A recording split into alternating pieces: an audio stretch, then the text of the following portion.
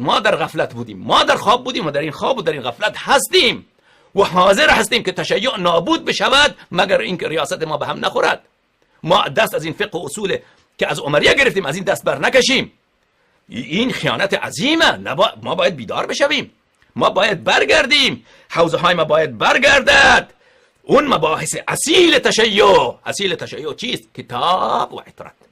اون مباحث را به صورت صحیح و درست، آراء رجال الى جهنم، فقه و اصول الى جهنم. این که